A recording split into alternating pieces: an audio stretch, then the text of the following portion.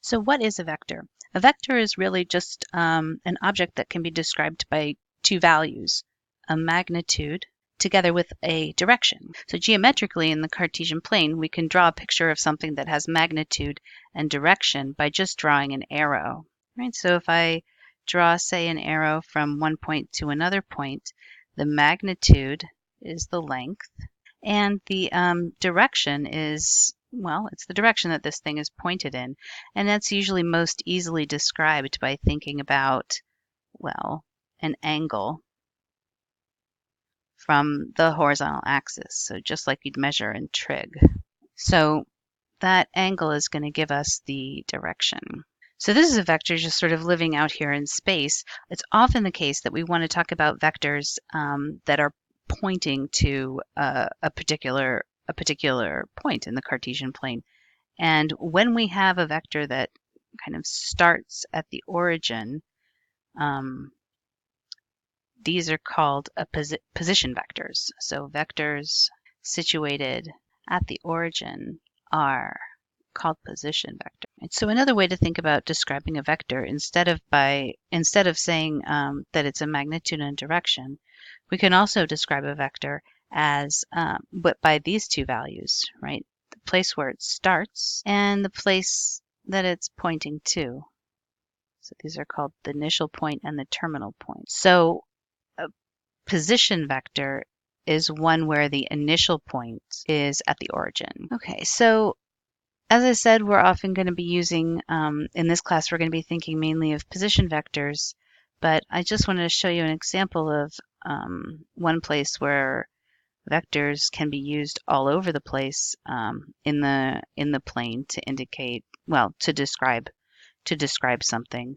So this picture here is a vector field that describes the magnetic field of the sun. So at every point in that picture, there's a arrow that's describing the direction, and it doesn't seem like these are maybe very much different in length, but it's also describing the magnitude of the magnetic field of the sun. So these vectors are not position vectors because they're all over the place, but position vectors are the ones that start at the origin. So a little bit about notation. So vectors are described usually by ordered pairs or n-tuples if we're talking about n-dimensional space. So a vector, I can just show you by example, it makes pretty easy sense. A vector, we usually use square brackets for this. So vector 3, 2, for example, we just think of that as, this is a positional vector, so it starts at the origin.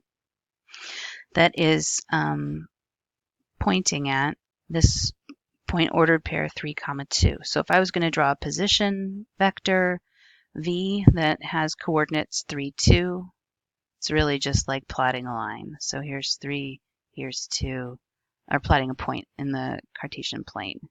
And there's my vector v. So I said before, if we know the coordinates of the point that a position vector is pointing to, we can very easily find its length and its direction, right? So its magnitude and its direction. So the magnitude of this vector v, to compute that, we're just going to use the distance formula, right? So the magnitude of a vector v is indicated like this, so with this double absolute value signs. And if you'll recall, the distance formula is going to just tell me to take that x coordinate squared plus the y coordinate squared and take the square root.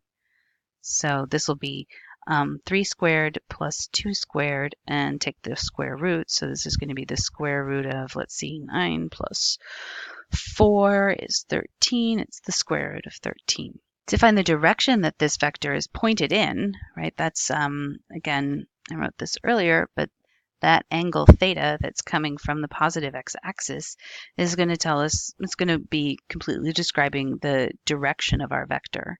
So the direction of this vector v, and now it's time to go back to trig for just a second to figure this thing out. So let me just pick this triangle up and put it over here. So what we really have is a triangle that has legs length 3 and 2, right? Because that's where this arrow was pointing to. The length here, right? We just used the Pythagorean theorem, if you like. It's the square root of 3 squared plus 2 squared. And now to get this angle, we see that we know the length of these sides, so we can write down that the tangent of theta, remember tangent is opposite over adjacent, so this is the tangent theta is equal to 2/3. So to figure out what theta is, we're going to use an inverse trigonometric function. So because tan theta is 2/3, that means theta is tan inverse, or arctan, if you like that better. And I assume everybody's up on their unit circle so that you know that this is 0.588 radians. Right. I'm just joking. Obviously, I used a calculator for that. And if I want to convert this to degrees, I need to multiply by 57.29 to get 33.69 degrees. So let me I made a comment about this at the front of the first section of the textbook, but to convert from radians to degrees, you multiply by 57.29. And for whatever reason, the textbook uses degrees more often than radians. So these pictures that we've just looked at are all in 2 dimensions, but all this stuff, with the exception of the angle, the direction of a vector, works in higher dimensions, right? So in the case of 3-dimensional vectors, we might have a vector u. It can be described as 2, 1, minus 4, right? So to describe this geometrically, right, we're looking at, so I better label my axes now. So I usually use x and y in the horizontal plane and then put z going up. And if I want to draw a picture of this vector, but I'm going to think of coming out 2 units on the x-axis and then moving 1 unit, right, along the y-axis down to -4 on the z-axis, right? And that's going to give me a point out here, and that's going to be my final actual vector. Is going to be pointed down here to this point.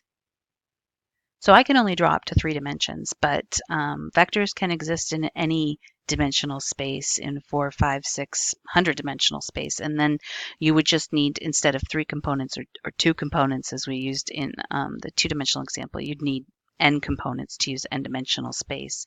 But distance always works the same. So the length of this vector u, we just use the distance formula for distance in 3 dimensions or 4 dimensions or however many dimensions we're working with.